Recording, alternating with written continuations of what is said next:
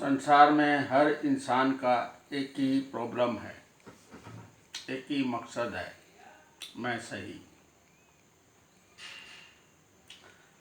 हर सवाल के जवाब न होते हैं। एक सवाल पर इंसान अटका रहता है और अष्टांग उसका सामना करता है, अर्थात एक प्रश्न के 8 सवाल उसका पीछा करते हैं। पर जो अपने करनी पर अटल रहता है वह इंसान अपने आप को राइट समझकर ही सवाल और जवाब देता है और चलता है और करता है।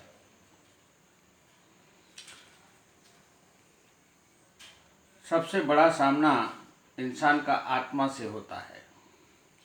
आत्मा को ऋषियों ने अष्टांग कहा है।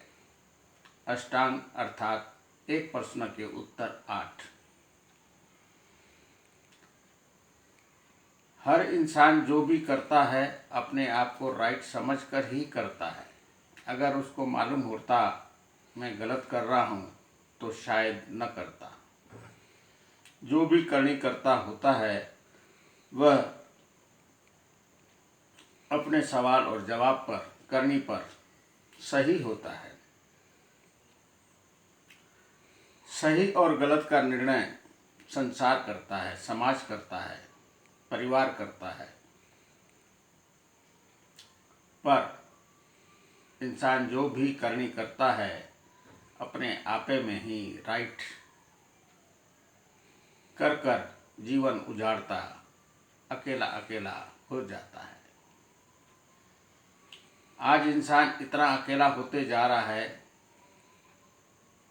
कि दीवारों से बातें करने में डिप्रेशन में आ जाता है। रिश्ते झटपट थोड़ी थोड़ी बातों पर तोड़ते तोड़ते इतना अकेला हो गया है कि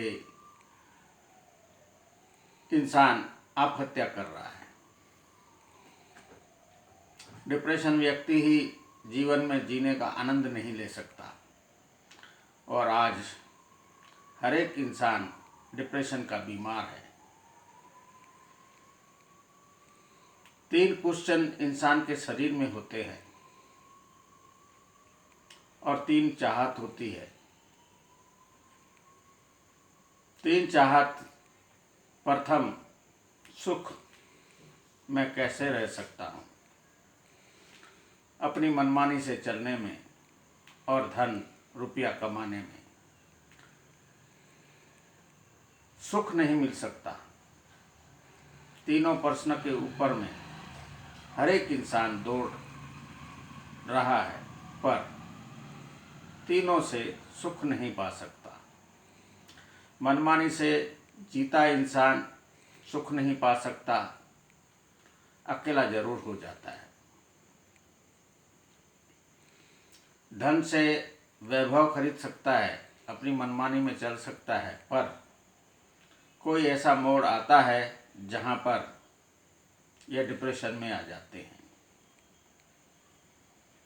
इंसान को समझने की आवश्यकता है और समझ देता अष्टांग। जब इंसान करनी का 8 सवालों का एक सवाल का 9 उत्तरों का जवाब देगा और 9 पर चलेगा तो ज्ञान अष्टांग का समझना होगा। उसमें ऋषियों ने लिखा, भीष्म पितामह 18 बाणों की सजा पर लेटा। 18 बाण किसी को लगकर कोई जीवित एक पल भी नहीं रह सकता।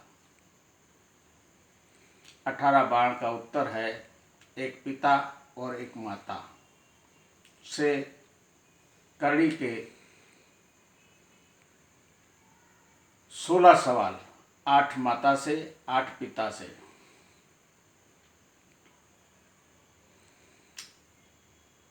सवाल करती आत्मा अर्थात गीता की मुरली बजना। हर एक इंसान की एक समय पर मुरली बजती है। जब चिड़िया चुग गई खेत अर्थात जब सारे रिश्तों से तोड़कर इंसान अकेला अकेला हो जाता है।